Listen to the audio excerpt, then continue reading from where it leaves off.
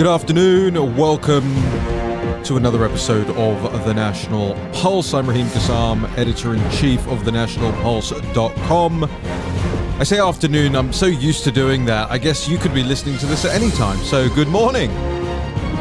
Good evening. It's Thursday, March the 4th, the year of our Lord 2021.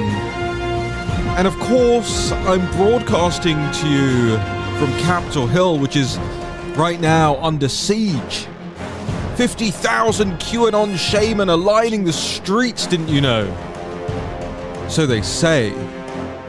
That's why they've had to shut everything down. They've increased the security perimeter today because thousands upon thousands of domestic terrorists are clearly marauding around Washington, D.C. right now.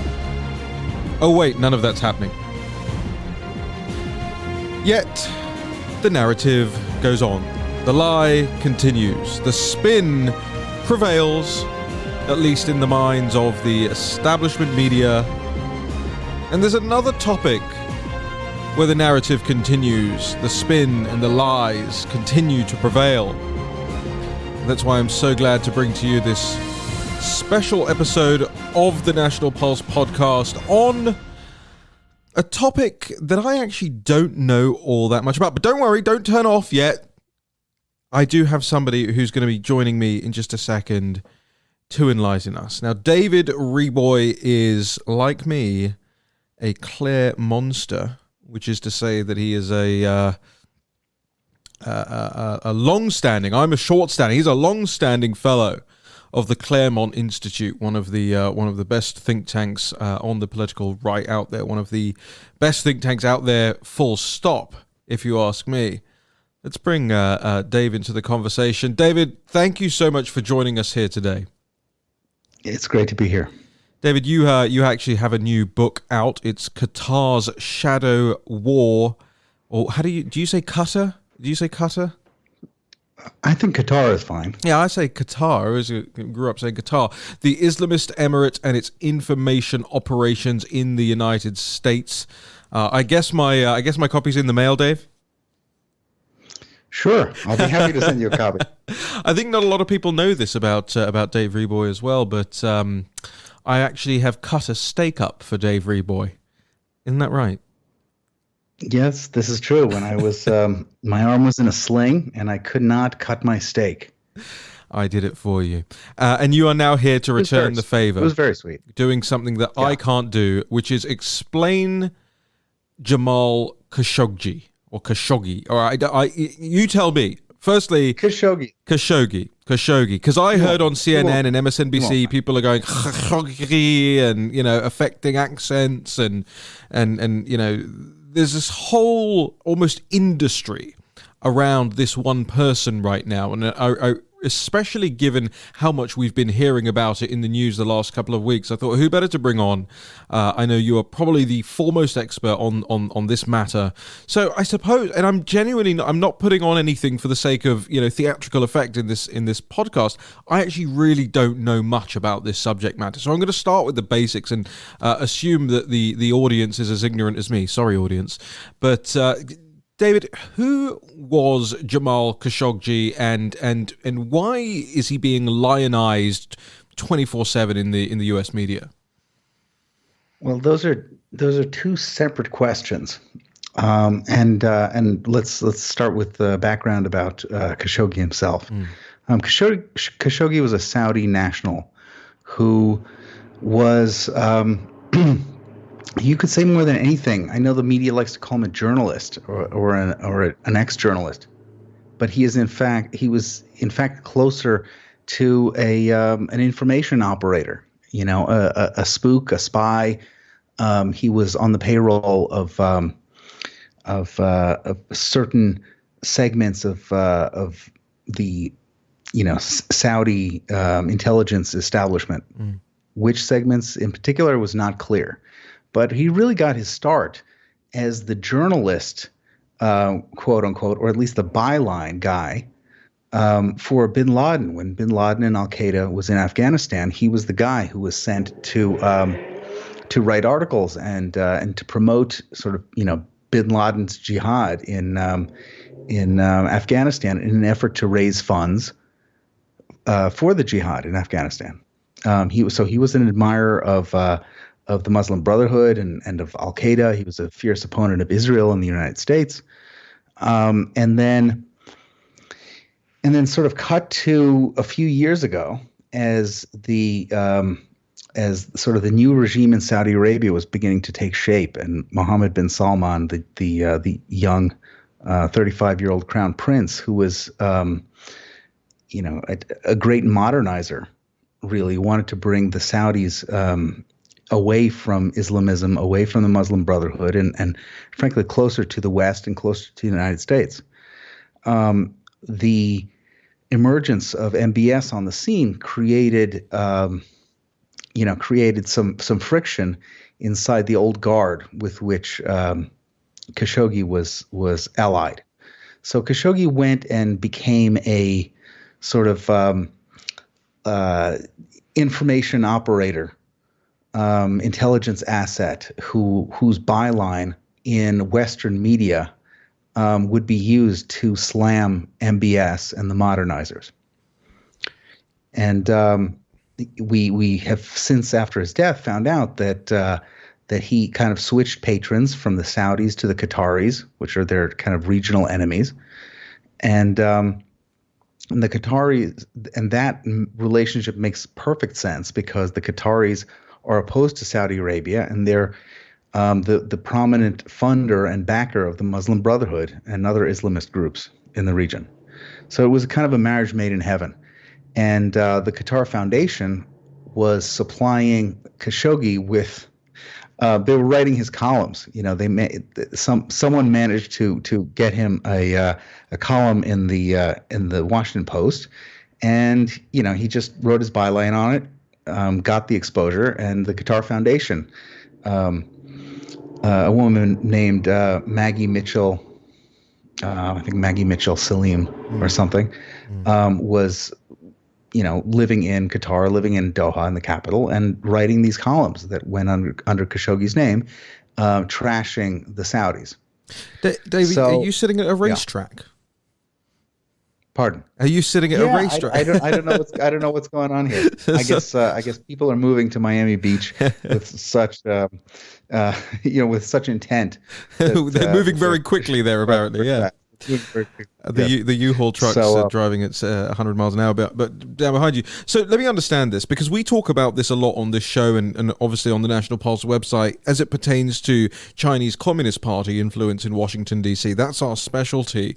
You're telling me that much in the way that the CGTNs of the world and the all these QSEF organizations are responsible for laundering information into the Washington Post. I mean, China Daily even famously bought slots in the Washington Post to have their Chinese Communist Party propaganda inserted into the newspapers. You're telling me that this happens with other information assets, and Khashoggi was one of those.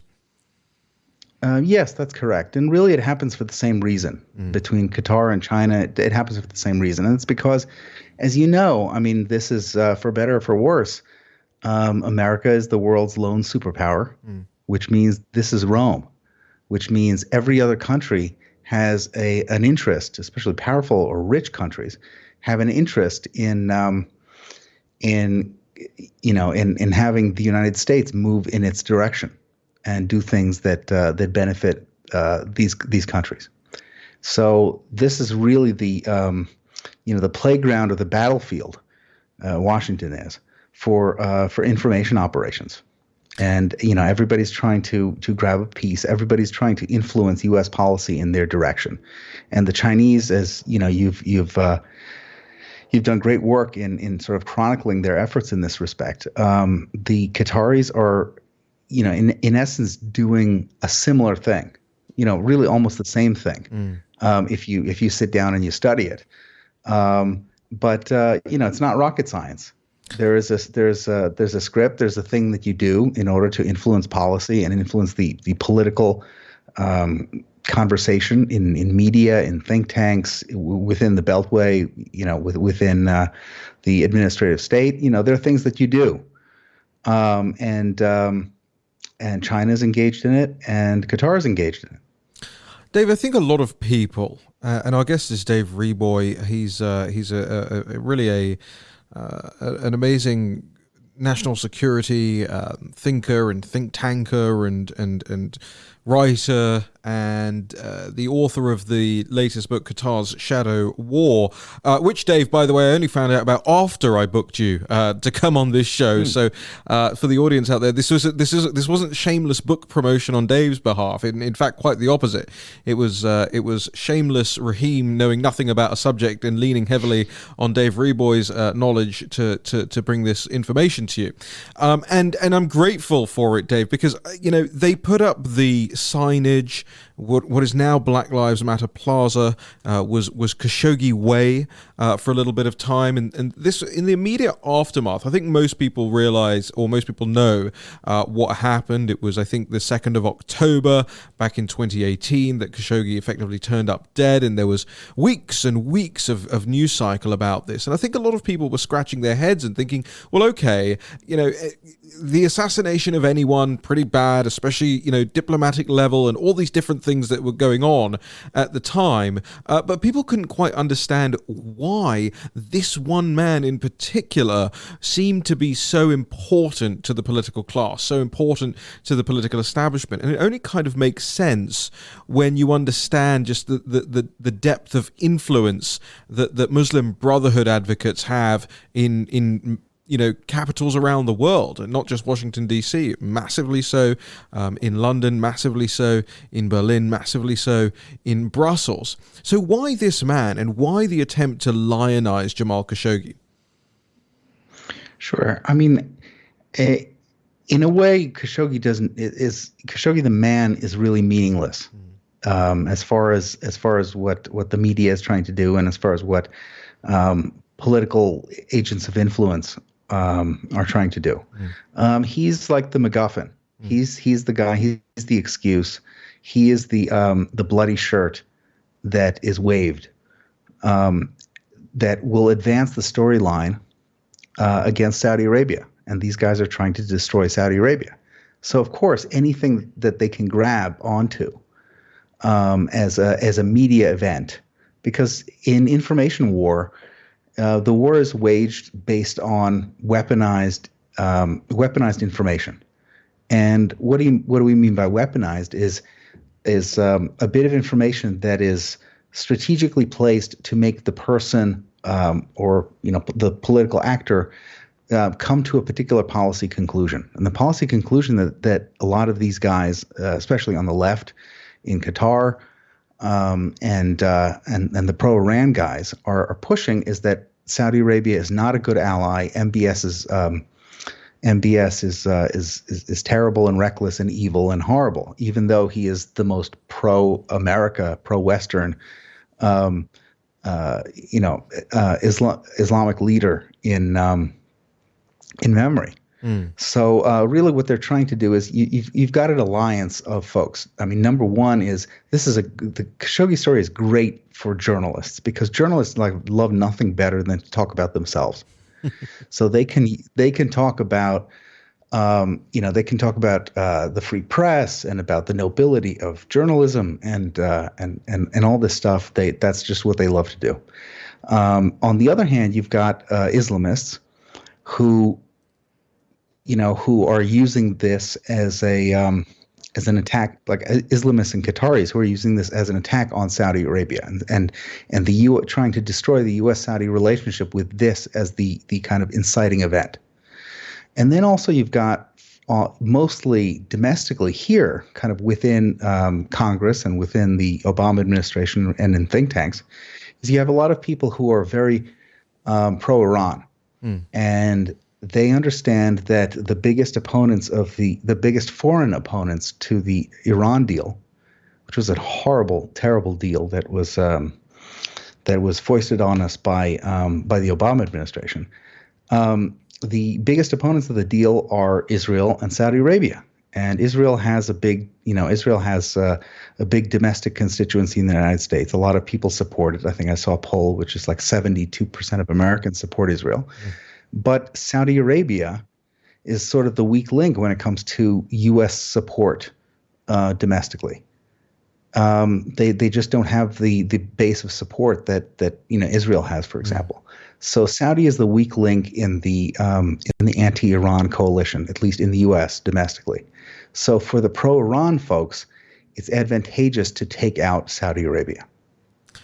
So let's broaden the conversation there a little bit, because what you're talking about is a re-envisioning of how America conducts its foreign policy, and specifically a very pointed re-envisioning under President Trump that we're now seeing pulled apart before our eyes. A much more pointed focus at dealing more. When you say diplomatically, I tend to say bend overishly with Iran and with the mullahs in Iran. But let me ask you this, because I know there'll be a lot of audience members out there listening to this and thinking, hold on a minute, weren't the Saudis the guys who, effectively attacked the United States, 9/11, everything that went on around there? But I think a lot of people tend to forget that was now 2 decades ago, and in the, realm of geopolitics, that can be, I'm not saying it always is, but that can be a very long period of time. What has changed there? You mentioned the new crown prince, but what has changed fundamentally about Saudi Arabia's approach to the United States? Sure. Yes, I mean, I think you correctly point out that the 20 years is a very long time when it comes to a nation like this, considering the history of the country and considering the relationship. Obviously, there's tremendous Saudi culpability for 9/11, as we all know. But that was a different regime. It was a different cast of characters, and frankly, MBS was how old? It was like 10 years old during 9/11. So I mean, he can't catch the blame for that. I find it really funny now that folks who defended Saudi Arabia for 15 years after 9/11 are now condemning the Saudis just when they actually institute the reforms that we had been demanding of them, specifically the crackdown on Muslim Brotherhood and Al Qaeda and Islamists inside the kingdom, and their sponsorship of the these guys around the region, around the world. Saudi Arabia used to be the hub for the Brotherhood. That hub migrated to Qatar, and now, I mean, all you have to do is look to the most identifiable Islamists in the United States. Let's say, you can do the world, but just the United States, the people whose agendas and relationships most closely kind of track with institutional Muslim Brotherhood, groups and personalities. These people would be like, CARE, Council on American Islamic Relations, Nihad Awad. It would be people like Ilhan Omar. It would be people like Linda Sarsour. And you find that their number one enemy following Donald Trump was Mohammed bin Salman and Saudi Arabia. Wow. So you can really tell what's happening. I mean, we in the West and in the United States, we may not follow these issues closely, but you can bet your bottom dollar that the Brotherhood knows who its friends and enemies are. And they perceive their great enemy in the region as being both the Saudis and the Emiratis, specifically MBS. So, I mean, in addition to that, one great example would be the Muslim World League.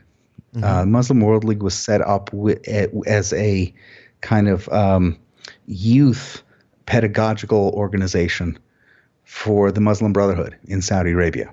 And as a matter of fact, the guy who ran that was Huma Abedin's father, when it was very, very closely tied to the Brotherhood. And what they did was they just remind our audience who Huma Abedin was. Huma Abedin was Hillary Clinton's Gal Friday sidekick and aide throughout her time as First Lady, and then as senator, and then as Secretary of State. And I think and like vice aide de camp. And vice chair of her presidential campaign. Right, and also the wife of former Congressman Anthony Weiner. Oh yeah, Yeah, that's yeah, we forget. an august And history. yeah, exactly. So let's see, where was I? Yeah, so when MBS came back to, or when MBS sort of started to take power in Saudi Arabia, immediately he fired the Muslim World League's staff kind of from top to bottom because they were all brotherhood, and he replaced them with he replaced the Muslim World League really with an organization carrying the same name that was devoted to interfaith peace, which is exactly the opposite of the brotherhood. Right. And and the new leader of the Muslim World League, condemned U.S. Islamists, condemned Ilhan Omar, is going to to visit Auschwitz and making peace with Christian and Jewish communities all around the world. So that it was kind of a huge change. And as someone who worked in the kind of counter-Islamist space for a long time, to see this change was really very, very dramatic. And I came to really appreciate kind of professionally the efforts that the Saudis have done in this particular respect. And in addition to that, and you can kind of see it on Twitter, but it goes much deeper than that. There really is a kind of new nationalist, anti-Islamist fervor in the Gulf, specifically in Saudi and also in the Emirates. It's like if you're under 40, you probably have a MAGA hat in the closet that you wear. Yeah. In addition to your traditional headdress. Is that true? What's that? Is that true? It is true. I've known many. I know many. And really the dividing line it's so interesting. It's over 40 and under 40. Mm-hmm. Over 40 there's more of a kind of European outlook. But under 40 it's very much sort of like the MBS generation is very much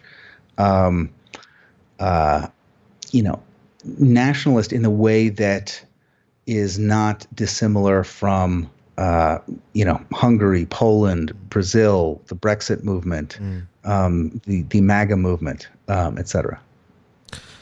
Again, our guest is Dave Reaboi. He's the author of Qatar's Shadow War. So, Dave, this guy, and I've seen so much in the last couple of days. That's what really triggered me to contacting you and getting your expertise on this. And I've seen so much being pumped out the last couple of days. The MSNBC website that I'm looking at right now, it's fast facts on Jamal Khashoggi, and it's where he was born, where he worked, how to pronounce his name, and it goes through this whole list of things. And I still scratch my head and I think to myself, all right, okay, now Dave Reaboy's explained it to me. I understand that Khashoggi is the kind of means by which to attack Saudi Arabia. But what does, for instance, I'm just going to pull up this byline here. What does Kimberly Dozier, never heard of her before, over at CNN, what interest does Kimberly Dozier have in writing a one-sided report about the life and death of Jamal Khashoggi, or is this all briefing that they're taking, that the Western media is taking from foreign sources? Well, I think that's a really good point that you make at the end, because I don't know Kimberly personally. I know that I know some of her work, and she's at CNN, so that kind of speaks volumes. But I've said for a long time that the Washington Post in particular has acted as the kind of biggest unregistered lobbying shop, unregistered anti-Saudi, pro-Qatar lobbying shop in Washington. I don't know what particular business financial relationships there are between Bezos and the Qataris. That's something we'll probably never find out. But for sure, the Post has been the tip of the spear on this particular issue. And by now, you've already got you've already got a chorus of Democrats in the Senate who are pro-Qatar, anti-Saudi, who've been pushing this. You've got, I mean, it just falls in line with the narrative very well. The kind of the Khashoggi thing. So that's why, and you see, why is it that that a particular CNN piece is written the way it's written? I mean, it's a really good question, and in this case, I think it does have to do with the direction that the kind of entire left corporate media takes from the Washington Post, who's really kind of the standard bearer of the Khashoggi issue. So what's the end goal here? I mean, people will be listening to this and wondering, okay, so I know who Khashoggi was, kind of irrelevant as a human being in and of himself, but highly emblematic in terms of a change that's taking place, a geopolitical change that's taking place. Yeah, I think you explained it very well, in that the fact that it's, holding the current Saudi regime to account for what happened 20 years ago would be like holding Donald Trump responsible for the invasion of Iraq, right? And so Correct. You've got this situation unfolding now. But what are the end goals for the two different sides here? Why is there this this proxy war taking place in Washington, D.C.? And like you say, the Democrats are increasingly emboldened to take the fight to Saudi Arabia. What are they fighting for?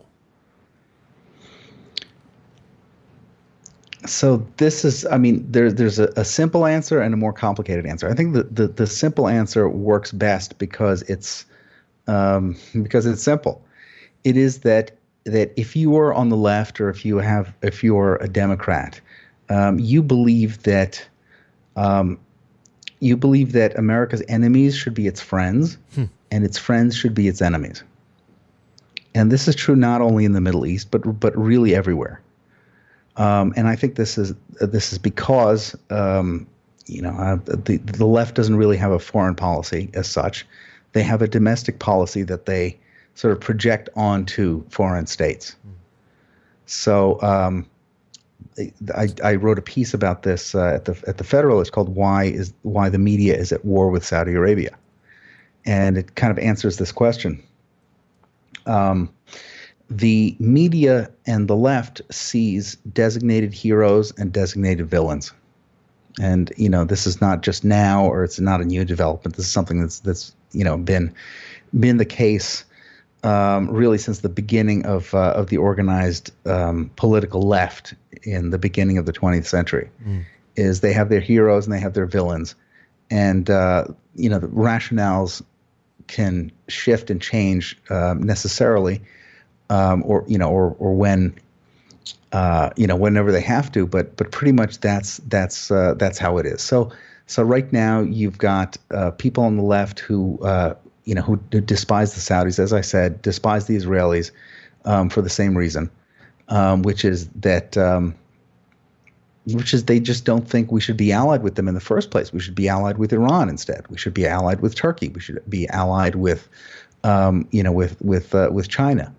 And on, with Cuba, and this is because Islamism is far more amenable or fits more hand in glove with hardline Marxism than any other ideology that's on the table for them in the region.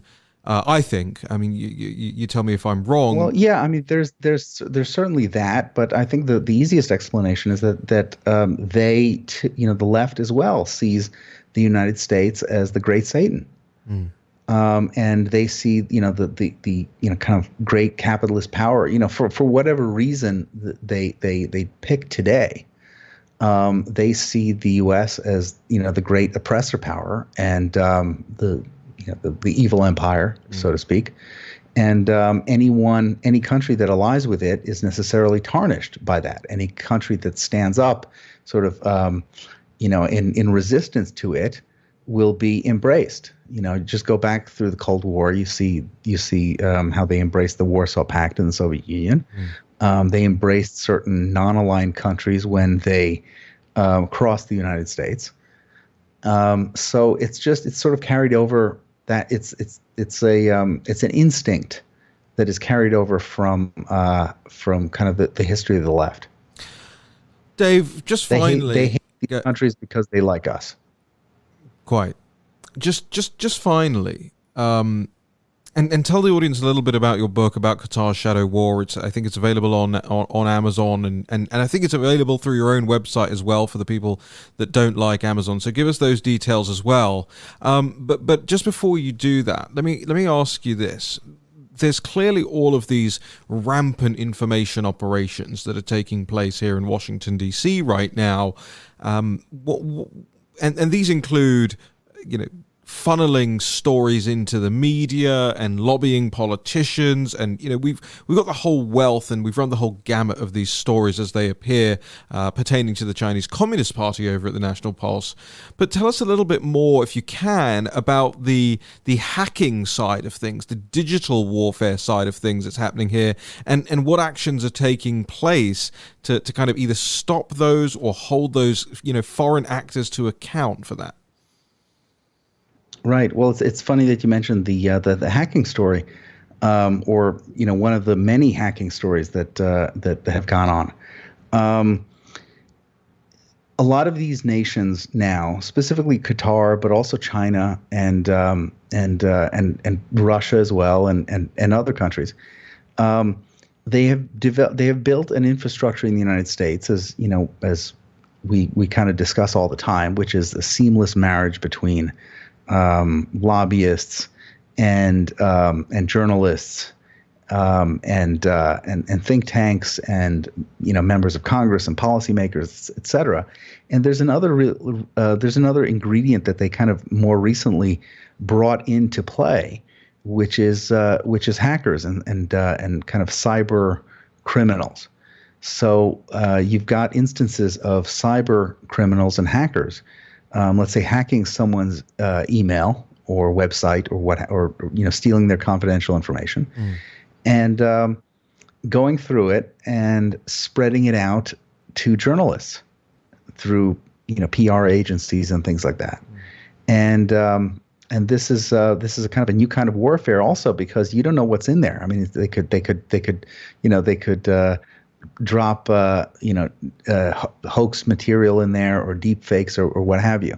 And once they have that network of information dissemination, they can really do what they want with it. Thankfully, we have actually in the last Congress they had a bill called the HACT Act, which would allow U.S. citizens and U.S. institutions to sue in a court of law foreign-sponsored hackers. What it would do is it would change the Foreign Sovereign Immunities Act to sort of carve this out to make that possible. Because thus far, you can be a hacker and working for the Chinese government directly.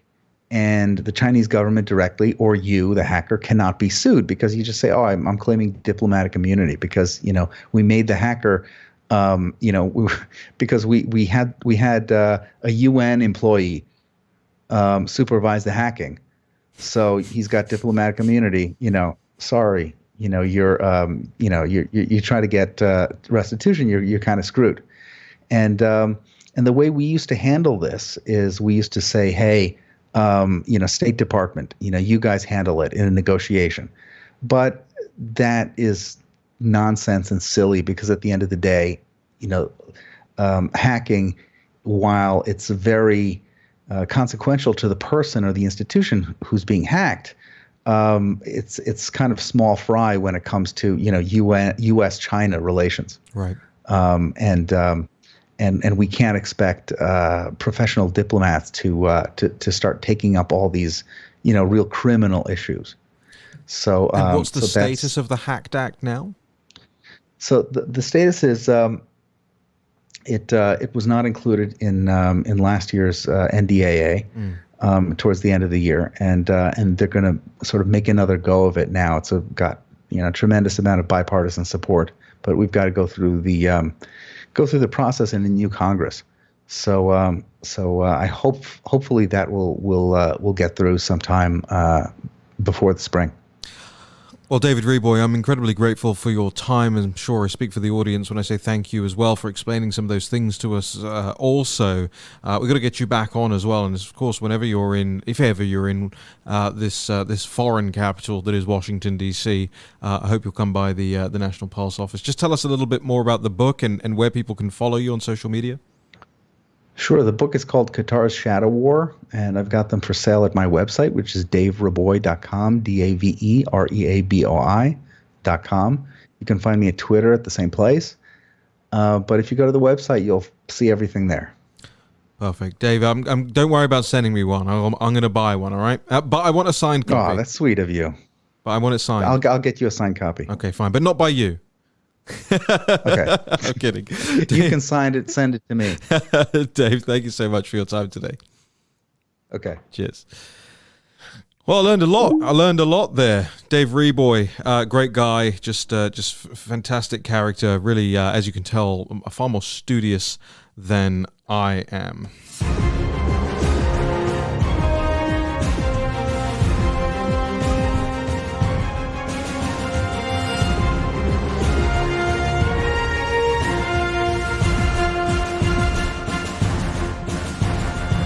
Me, I'm just a loudmouth. That's what I do best for a living. I just scream and shout about the injustices and iniquities that I see in the world.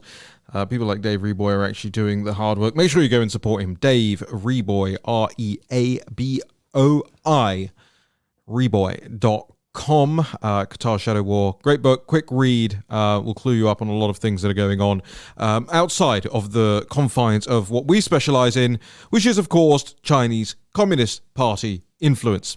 And before I let you go from the podcast today, I had to bring you one of these great stories that Natalie Winters dug up. It is the Politifact founder, Bill Adair. Well, Natalie Winters did some digging and found out that the founder of Politifact, which, remember, is used by Facebook and YouTube and CNN and all of these different organizations, institutions, corporates, media outfits as a fact-checking resource. Well, the founder of Politifact was actually a, quote, journalist in residence at a Chinese Communist Party funded, backed, supported, affiliated, however you want to name it, at one of these groups. You often hear of us talking about QSEF, the China United States Education Foundation, but here you've got another one called the U.S. China Education Trust. Put that in your lexicon.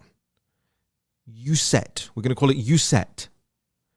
Now, USET hosts various, journalism programs, and if you followed our reporting over the last couple of years, you'll know that, or the last year rather, year and 2 months, you'll know that these journalism programs are actually contributed to in large part by a lot of Western media outlets as well, but they're actively called, they name these things Marxist journalism programs. You remember, all of these guys are always telling us, oh, we're just independent journalists. We're just, clean-minded, clean-bottomed journalists. No, they are filthy-minded and filthy-bottomed journalists. If you can even call them journalists at all. Now, I'm not somebody who believes that journalism can be free of human bias. But if you claim that you are, it's like Tony Soprano said, if you can quote the rules, you can effing obey them, right? So they can quote the rules about independence, but they can't seem to obey them. And this is just another one of the examples here. How can you work with the Chinese Communist Party United Front Group and then found an organization called Politifact, which takes aim mostly at the right? We know what Politifact is. It's a partisan institution, organization, web blog. I think it was bought by the Poynter Institute at some point. But this is the group that we're relying on. It was founded by somebody who was a journalist in residence at USET.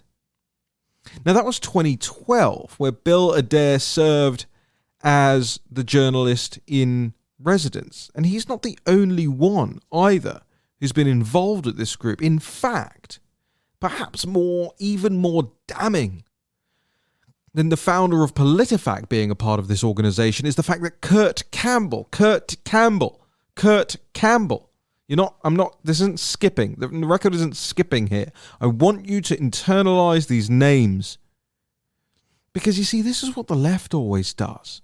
When the right is in power, the left will make sure you know the names of every single person that they think is malicious or malign influence or whatever, right? Stephen Miller, for instance. Why would anybody know the name? Because they want you to know the name. Kurt Campbell, the President of the United States' right-hand man on China. Biden's right-hand man on China. That's not our words, by the way. That's the words of Foreign Policy Magazine, the establishment foreign affairs outfit here in Washington, D.C. Kurt Campbell actually served on the advisory council of USET. We couldn't be more pleased to welcome Kurt on board, said USET President Julia Chang Block in a press release. The wealth of experience and insight he will bring are going to be tremendous assets as we continuously improve our programs in China. Campbell also spoke on a panel at the group to celebrate its 20-year anniversary, which also featured remarks from none other than Elaine Chao. Yes, the wife of Mitch McConnell. The same wife of Mitch McConnell whose father has made a very, very vast sum of money working with Chinese Communist Party companies. And that's all we have time for today. Special thanks to Dave Reaboi for joining us here. Of course, check out thenationalpulse.com, please. We've got so many stories that we're coming out with over the next couple of days and weeks.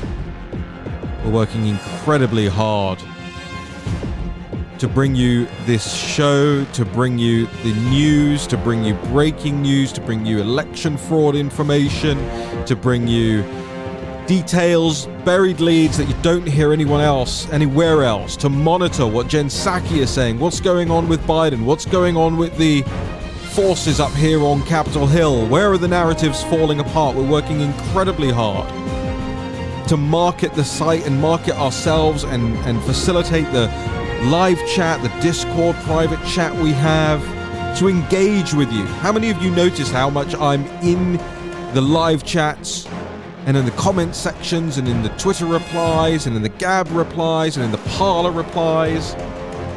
I'm doing as much as humanly possible, so will you help us? www.thenationalpulse.com/support. And if you really cannot do that, then at least set a goal every day to come to the site repeatedly, to share the stories, to email them around, to send them to other news outlets, say, hey, why aren't you covering this? To send them to your legislators. The future is people-powered, and you are the people. I'm Raheem Kassam with The National Pulse. See you again tomorrow.